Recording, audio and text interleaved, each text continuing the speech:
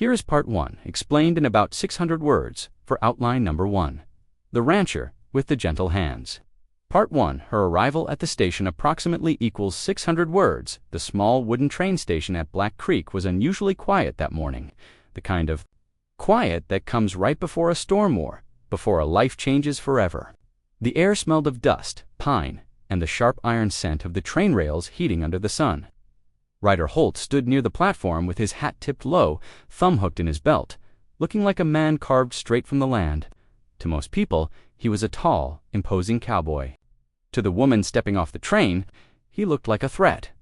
Clara Whitfield paused at the bottom of the steps, her gloved hands trembling around the handle of her single carpetbag. Her eyes wide watchful, already brimming with fear, searched the platform as if expecting someone to jump out and drag her back to the life she had barely escaped.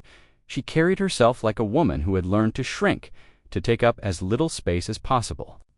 The long journey west had carved exhaustion onto her face, but it hadn't hidden the fresh bruise fading along her jawline. Ryder noticed it instantly. He straightened, seeing how she stiffened when a porter brushed past her, how she winced when a horse whinnied louder than expected, how she flinched even when Ryder himself stepped closer. "Lord," he thought, "what did this woman go through, ma'am?" he said gently, keeping his voice slow and calm so he wouldn't spook her. "You must be Clara."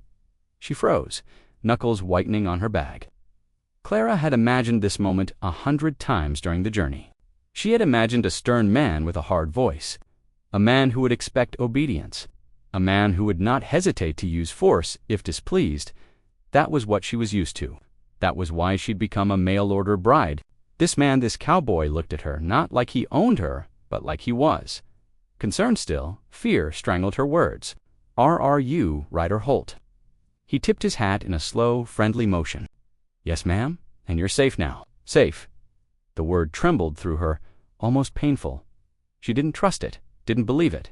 Safety had never truly been hers. Ryder reached for her bag. She jerked backward, eyes wide like a cornered animal. Ryder stopped instantly, raising both hands in surrender. "Easy now," he said softly. "I won't touch nothing you don't want me to." His voice was a low rumble, warm and steady. Clara realized he wasn't angry, he wasn't impatient, he was careful, gentle. Ryder gave her a crooked smile, the kind meant to lighten the air. "Darlin', I don't bitin', unless someone asks." "Real nice." His tone was teasing, meant to draw out the smallest smile. Clara didn't smile. She startled, confusion flickering across her fearful features. She wasn't used to teasing, especially not from a man. But Ryder saw that his attempt at humor slid right past her, and he sobered. "Sorry," he murmured. "Didn't mean to scare you.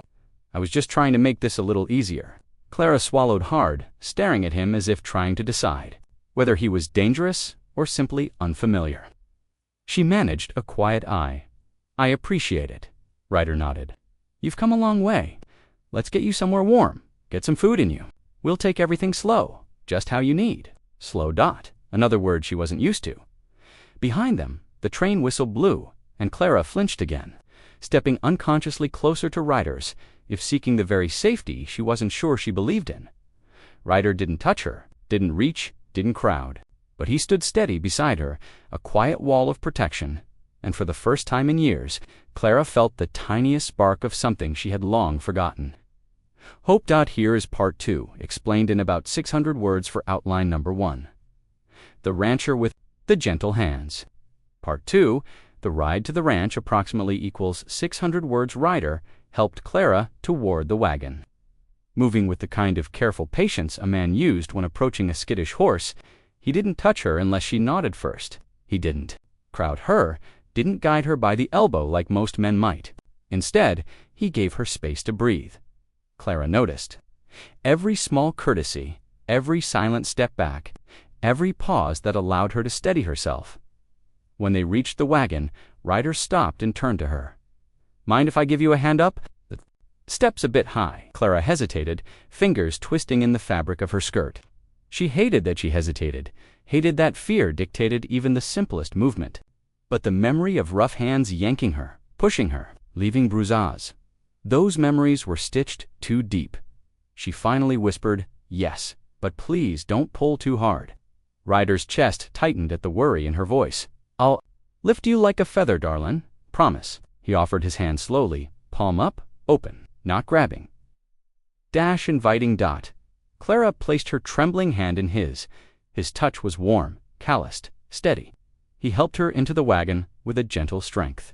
So, unlike anything she had known before, once she was seated, Ryder stepped around to climb into the driver's seat. He gave her a small smile before flicking the reins. The horses started at an easy pace for several minutes. Neither of them spoke. Clara kept her eyes on the land rolling past the wide skies, the endless fields of wheat, the mountains in the distance painted blue by morning haze. Everything felt too big, too open. She had come from crowded streets, loud neighbors, and walls too thin to protect her from yelling. This place, it looked like it belonged to someone else's life. "Never been out west before?" Ryder asked gently, as if sensing the battle inside her. She shook her head. "Never been anywhere that wasn't." Loud Ryder chuckled softly. "Well, Black Creek is quiet enough to hear yourself think. Some folks don't like that much silence." Clara looked down. "I think I need it." He nodded once, a serious expression settling over his features. "I figured you did." Another stretch of silence followed, but this one wasn't awkward. It felt straight and gentle. Clara looked at Ryder out of the corner of her eye. He didn't seem tense or impatient. He drove with one hand, loosely holding the reins, his posture relaxed, his hat shading his face from the sun. She expected questions, expected him to demand explanations about her bruises or her past. Men always wanted answers, even when they had no right to ask, but Ryder didn't ask anything. "You're quiet," she said softly. He smiled at that. "I talk when needed. Mostly, I listen." Clara blinked. "Listen, seems to me," he said, guiding the wagon around a bend in the road. "A man ought to learn a person before speaking for them." Clara stared at him a moment, stunned. "You want to learn me?" He shrugged. "We're fixing to build a life together. Best to start on the right foot. A life." The phrase made her stomach flutter with fear and something else she couldn't name yet. She didn't know if she could be a wife, not properly. She didn't know if she could give him what a rancher needed. She didn't even know if she could sleep through a night.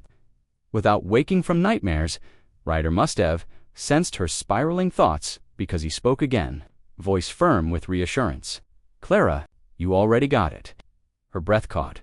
"You don't even know me," she whispered. He glanced at her, blue eyes warm. "I don't need to know your past to know you deserve kindness." Clara turned her face away, tears pooling. She didn't let them fall. She'd learned long ago that crying wasn't safe around men. But Ryder saw anyway. "Hey," he said, softly, "whatever hurt you before, it ends here." His words wrapped around her like a promise. The wagon continued toward the horizon. And for the first time since boarding the train, Clara allowed herself to believe, maybe she, had stepped into a better life. As the wagon rumbled closer to Holt Ranch, Clara's heart beat faster, each thud echoing in her ribs like a warning. The land spread wide and golden around them, quiet but alive rolling fields, grazing cattle, and wind that whispered through the tall grass. To another woman, it might have looked peaceful. To Clara, it felt overwhelming. The ranch came into view gradually, a wide barn painted a fading red, a corral fenced with strong timber, a windmill turning lazily and standing. A little apart, a modest two-story house with a deep porch and rocking chair swaying gently in the breeze. Smoke curled from the chimney. It looked warm, safe. Lived in Clara swallowed. Could she really belong here? Ryder slowed the horses, guiding them into the yard. "Home sweet home," he said lightly. Home, that word hit her harder than she expected. When the wagon stopped, Ryder jumped down first. He walked to her side with unhurried steps, never rushing, never reaching. "May I help you down?" he asked. Clara gave a small nod. He lifted her with the same careful touch as before, hands steady, grip supporting without trapping. When her feet touched the ground, she stepped back quickly, still trying to get used to the strange feeling of being handled gently. The front door opened, and a woman in her late 50s stepped out, a tall, strong-built figure, wearing an apron and a welcoming smile. "You must be Clara," she called, wiping her hands on a towel. "I'm Annabelle Holt, Ryder's aunt." Clara stiffened. She hadn't expected another set of eyes judging her. Annabel noticed the way. Clara's shoulders tightened and immediately softened her voice. "Don't worry, child. I ain't here to poke and prod. I'm just happy my Ryder's finally brought someone home." Ryder snorted. "Aunt Belle's been telling me for years that a ranch runs smoother when there's a woman smart enough to keep me in line." Annabel rolled her eyes playfully. "Someone's got to." Clara tried to smile, but she wasn't sure how much showed. Annabel's warmth seemed genuine, but trust didn't come easily to her anymore. "Come on in," Annabel said. "I've got stew on the stove and cornbread cooling on the counter." Clara hesitated at the porch steps. Ryder noticed. Of course he did. "Everything all right?" he murmured, stepping closer but not touching. Her voice trembled. I don't know if I'm ready." Ryder's expression softened. "You ain't got to rush. We can take as long as you need, even if that means sit in right here on the porch till sundown." But Annabel shook her head firmly. "Kindly, sweetheart. You don't have to prove a thing. You walk in when you feel ready." Meanwhile, she disappeared inside and returned with a steaming mug. Here, chamomile helps settle the nerves. Clara took the mug carefully. The heat seeped into her cold fingers, the steam warming her face. Something loosened inside her chest. Ryder led her to the porch swing. "Sit with me a moment," he asked. Clara lowered herself onto the swing, keeping space between them. Ryder didn't close the distance. He simply sat beside her, leaning back, letting the silence settle comfortably. "You don't have to be scared of making mistakes," he finally said. "This house ain't a place of punishment." Clara stared down into her tea. "I'm not used to comfort." "Then we'll take it slow," he said. "You'll learn the house, the land, us, one piece at a time." Clara's eyes drifted to the open door, where warm light spilled across the porch. It didn't feel like a trap. It felt like possibility. After several minutes, she whispered, "I think I'm ready to see inside." Ryder nodded with a gentle smile. "Then let's go." He didn't lead her by the arm. He simply walked beside her, letting her choose each step. When Clara crossed the threshold, the house wrapped around her like a soft blanket. The smell of stew, the warmth of the hearth, Annabel humming in the kitchen. Clara's breath trembled for the first time in years. She stepped into a place that didn't hurt. The sun dipped behind the distant hills, washing the ranch in shades of gold, then blue. By the time supper ended, Clara felt as if she had lived a week inside one evening. Annabel's gentle chatter, the clink of spoons, Ryder's quiet presence, everything was so strangely calm. No raised voices, no slamming doors, no sharp commands. The silence was warm, not dangerous. Still, fear clung to her ribs like a second. Skindot, after helping Annabel clear the dishes day, the older woman, repeatedly insisting she rest Clara, slipped outside onto the porch, needing air. Evening wind brushed her face, carrying the scent of pine and cooling earth.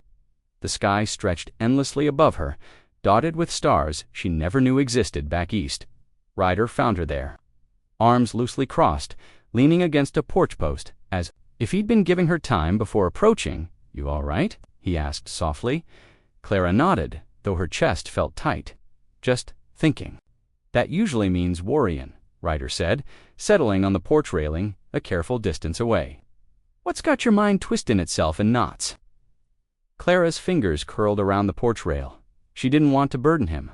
She didn't want to sound ungrateful, but the fear inside her pulsed louder with every passing minute.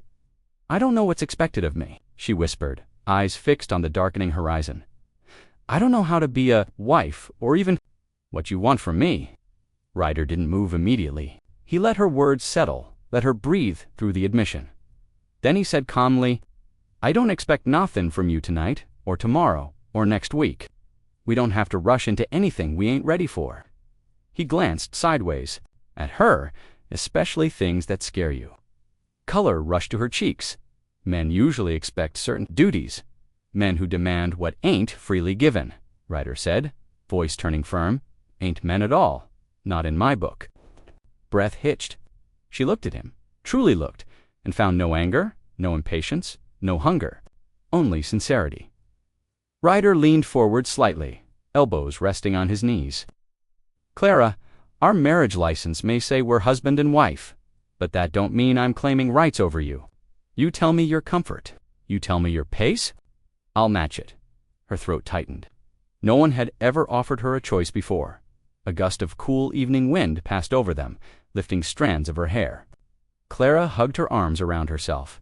Ryder noticed the way she shivered and stood. "I'll get you a shawl."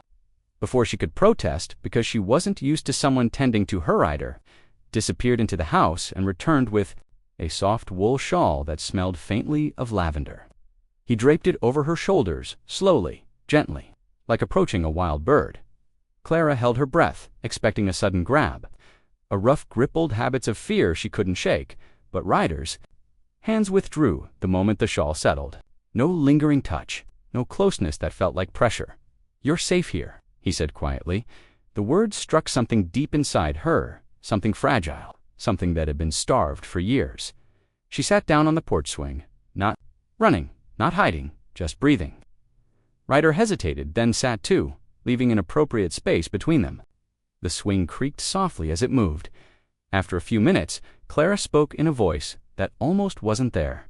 "I left because the man I was supposed to marry hit me."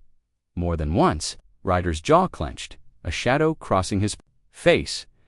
But he didn't interrupt, didn't demand more, didn't ask for graphic details. He simply said, "I'm sorry someone put fear in you like that. I won't ever be that man." Clara's eyes stung. She whispered, "I don't know how to trust yet." Ryder nodded once. "Then I'll earn it." They sat together in the quiet, stars gathering above them like tiny lanterns. The porch swing's gentle rhythm filled the silence as the weight between them slowly shifted from fear to something softer. Clara didn't realize she was leaning slightly toward him until the breeze changed direction and she caught the warm scent of himlether, pine, sun. For the first time, it didn't frighten her, it comforted her.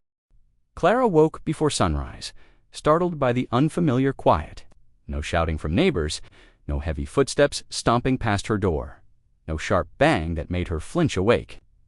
Only the soft murmur of wind against the window and the distant crow of a rooster. She lay still for several seconds, hand pressed to her racing heart, until memory slowly settled over her. She was at Holt Ranch. She was safe. Ryder hadn't touched her or demanded anything. He'd let her breathe. Clara sat up, brushing her hair back with trembling fingers. The small bedroom Annabelle had prepared for her was cozy white curtains, a washstand with a basin, a quilt stitched with soft blues and greens. It felt like a place meant for comfort, not control. Still, anxiety bubbled beneath her ribs. She wasn't used to being treated with care. She didn't know how to exist without fear shaping her every move.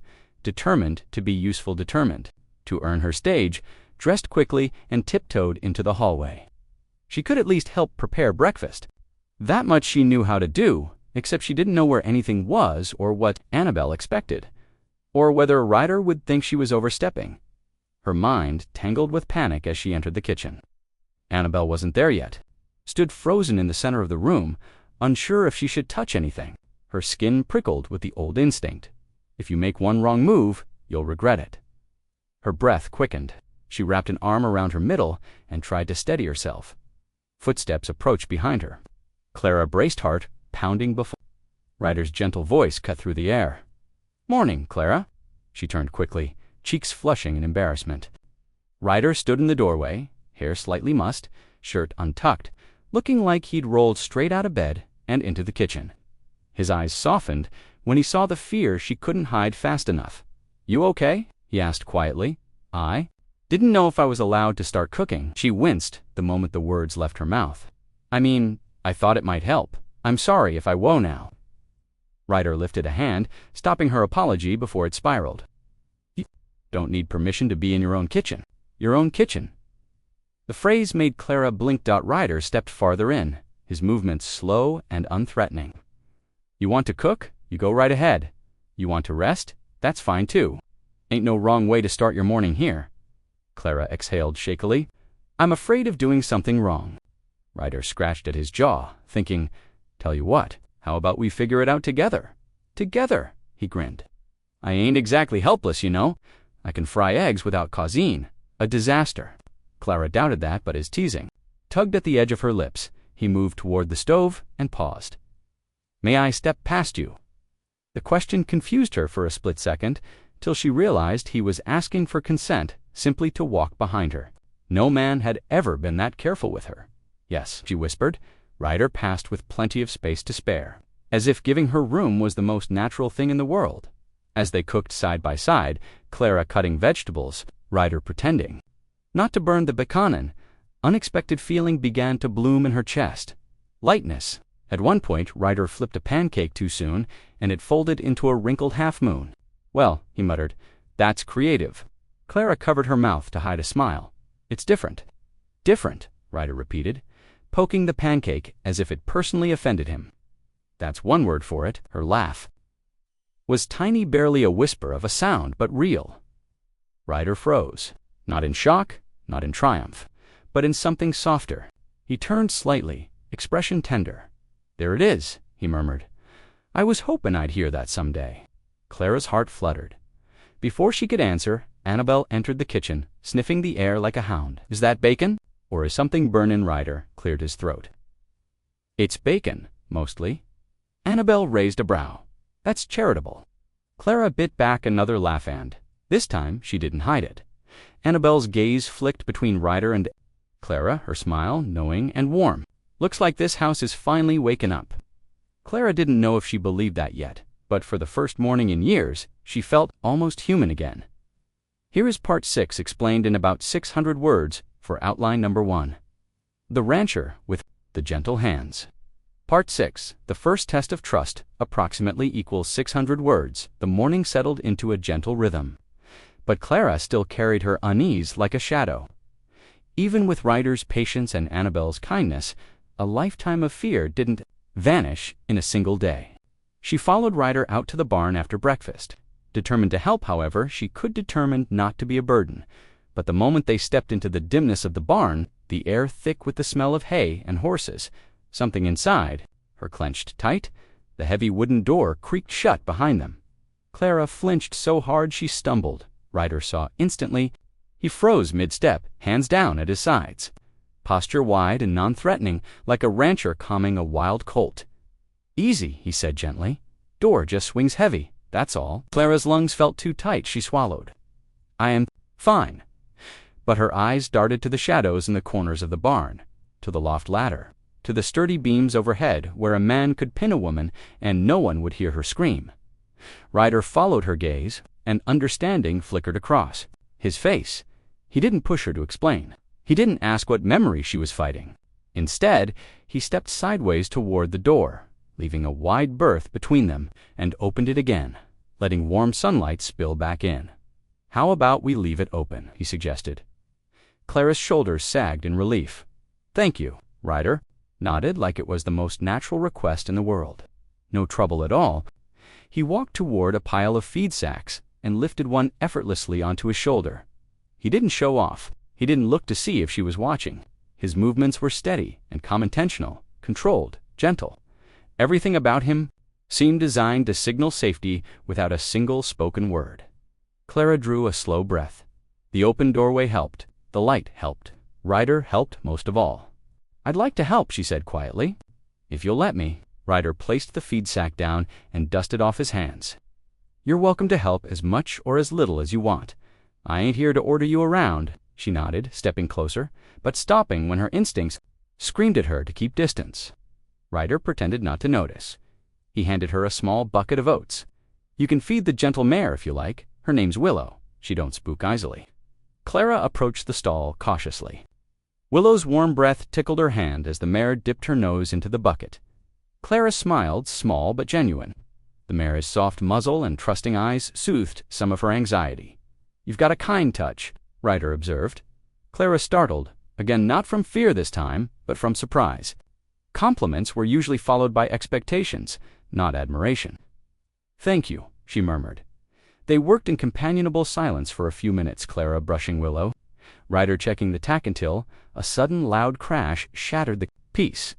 A wooden crate fell from a shelf, hitting the ground with a violent thud. Clara gasped and spun, dropping the brush. Her back hit the stall wall, breath coming fast and ragged, eyes wide with panic. Ryder dropped what he was doing and raised both hands slowly. "Clara," he said gently, "look at me." She couldn't.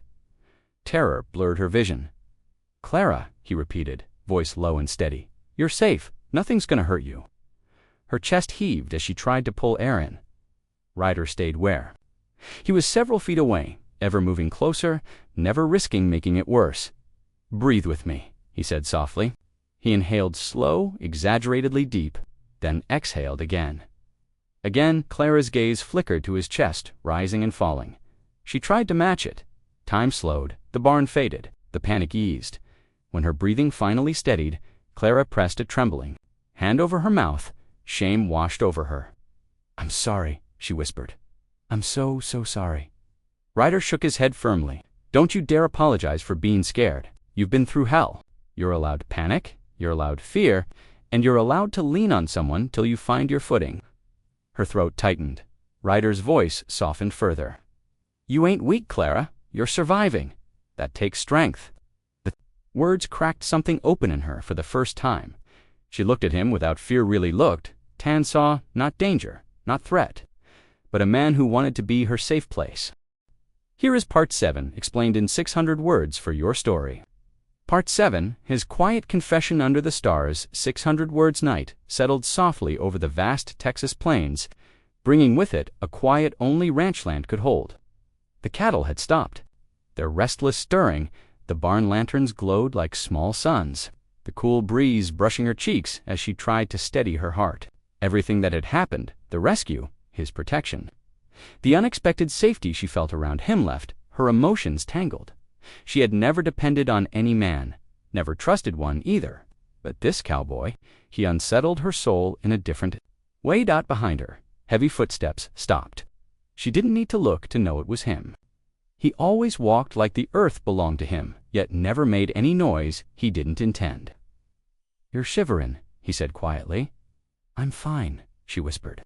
Though her voice trembled, he stepped closer, gently placing his coat around her shoulders, again the same one he had wrapped around her the night he found her bleeding, freezing, and so close to giving up. His scent clean sweat, leather, and a hint of cedar wrapped around her like a shield. "You keep saying that," he murmured, "but you never are." She turned toward him. In the lantern light, his face looked carved from shadows and strength, but it wasn't his size or presence that struck her, which the gentleness in his eyes. A man that big shouldn't have looked at anyone the way he looked at her, as if she wasn't a burden, but something precious.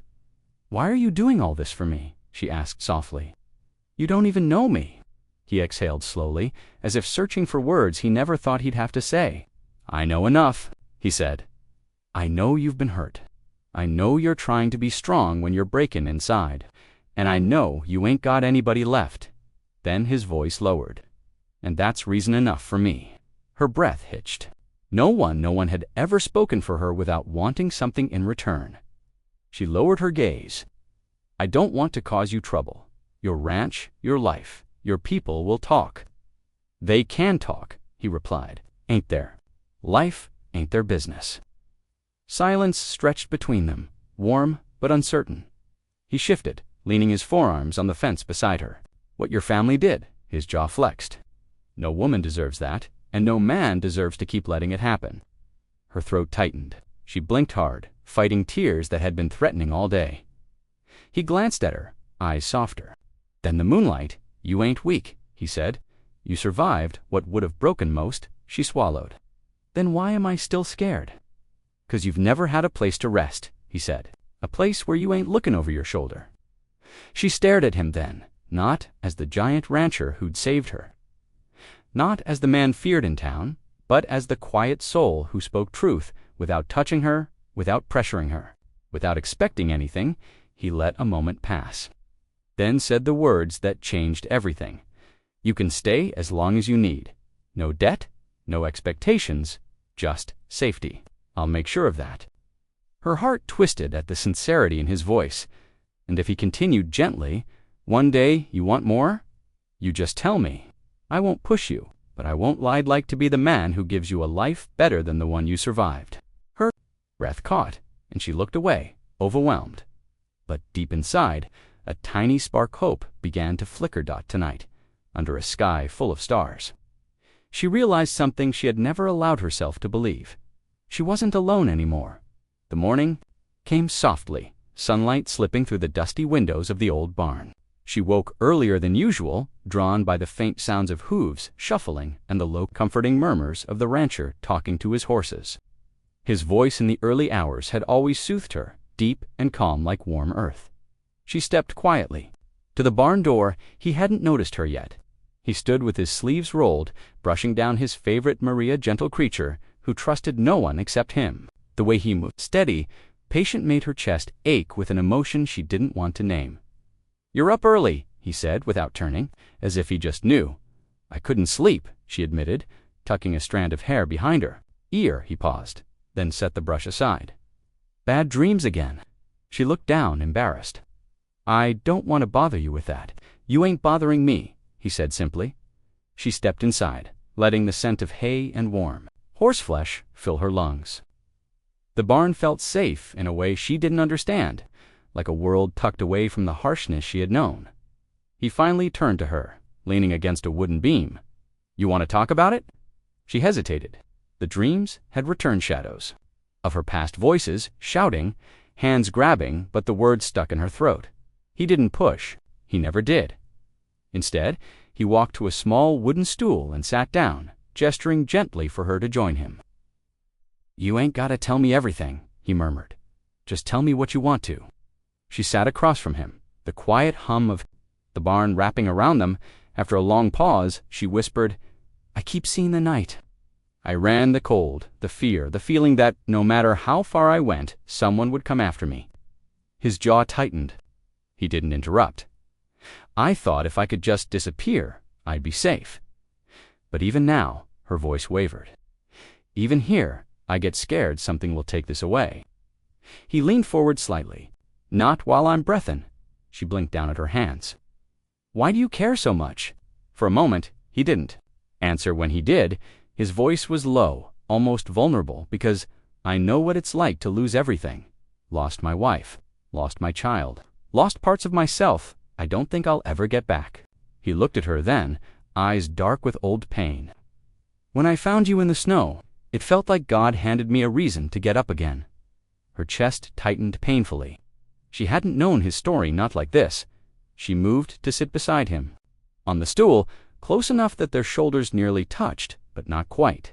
"I'm sorry," she whispered, meaning it. He shook his head.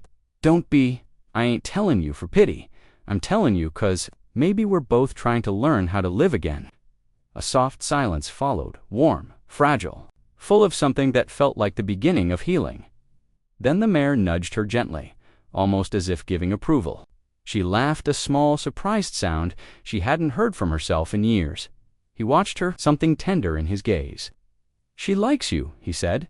"I like her too," she replied, stroking the horse's neck. He stood, offering his hand, not demanding, just offering. "Come on, I'll show you how to feed her proper." She hesitated only a second before placing her hand in his. His grip was warm, steady, safe, and in that quiet barn with morning light spilling across the hay, she realized something. She was beginning to trust him, slowly, carefully, honestly. And for the first time in her life, trust didn't feel like danger. It felt like coming home. The storm rolled in without warning. One moment, the sky was clear, wide, and blue. The next, dark clouds gathered like angry giants across the horizon. The wind picked up, sharp and restless, carrying the scent of rain. She stood on the porch, arms wrapped tightly around herself, watching the sky swallow the sun. Inside, the rancher moved quickly, closing windows, securing tools, checking the barn doors. He'd lived on this land long enough to know which storms came with rain, and which came with danger. Lightning cracked across the sky. She flinched violently. He froze, turning toward her. "You okay?" She nodded too quickly. "I'm fine." But she wasn single quotes. Her breaths were short, uneven. Her hands trembled. Storms reminded her of the night she escaped, the night thunder drowned her screams, and lightning lit the path she ran through, terrified and alone. "You ain't fine," he said quietly, stepping onto the porch. Another crack of thunder shattered. "The air dot," she gasped, sinking down to her knees before she realized what was happening.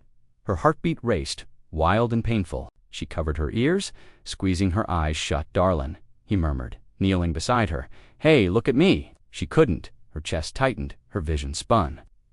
The storm outside grew louder, but the storm inside her was worse loud. Choking, full of memories she'd tried so hard to bury, he reached out slowly, carefully, like someone approaching a wounded animal. "Can I touch you?" he asked. She nodded, barely his arms wrapped around her knot, trapping, just holding, steady and warm. She felt the tremble in his body too. He wasn't shaken from fear, but from wanting so desperately to help her. "You're safe," he whispered against her hair. "You're not there.